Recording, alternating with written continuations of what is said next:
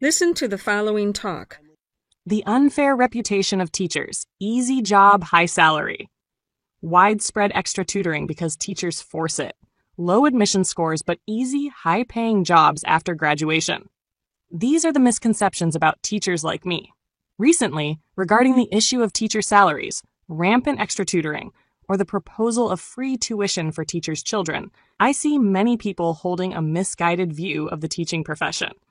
As a teacher myself, I understand the hidden aspects of this job that not everyone knows or sympathizes with.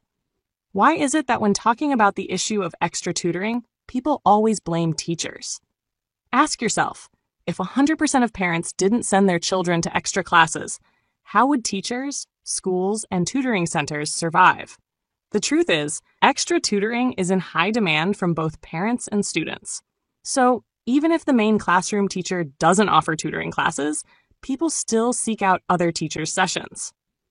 The key question is whether that teacher is reputable enough for parents and students to trust. Simply put, parents at home teach 1 or 2 kids, and they still struggle. Meanwhile, teachers instruct classes with an average of 40 to 50 students, so it's only natural that some students excel while others don't. You can't say that teachers lack dedication or deliberately withhold knowledge to force students into extra tutoring. Why don't people reflect on whether the current curriculum has been sufficiently reduced, or if the knowledge load is still too much for the class hours? Moreover, not every teacher wants to offer extra classes. For subjects like math, physics, chemistry, literature, and English, students still rush to attend extra sessions, but for subjects like technology, civic education, history, or geography, how many students want extra classes? I'm also a teacher who used to tutor math, even though it wasn't my main subject. I was simply trusted by parents to help. So what's wrong with that? Many think that a teacher's job is very easy, with no pressure, and that the pay is high based on teaching hours. But they don't realize that teachers don't just teach in the classroom. Outside of class time, there are many other unnamed tasks teachers have to handle.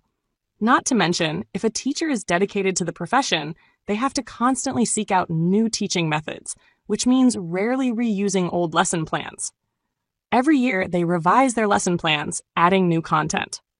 Writing lesson plans is not simple.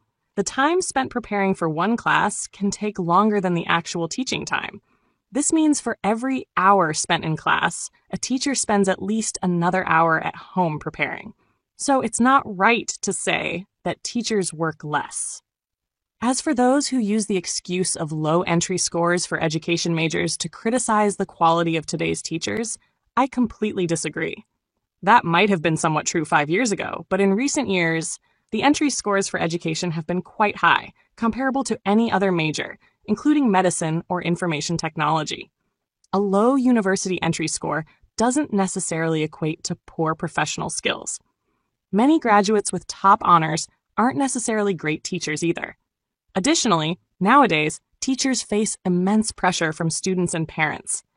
Any issue related to educators is scrutinized and harshly judged by the public. A moment of carelessness could cost a teacher their entire career. As a result, many of my colleagues now choose to play it safe, doing just enough instead of being overly passionate about their work. They simply teach to get through the day, collect their salary, and handle their personal lives. Therefore, if society doesn't adopt a more fair perspective on the teaching profession, the ones who will suffer the most are the students, the future generation of the country. This content is just an example for learning English. Thank you for watching. How do you feel about this video? Please leave a comment below.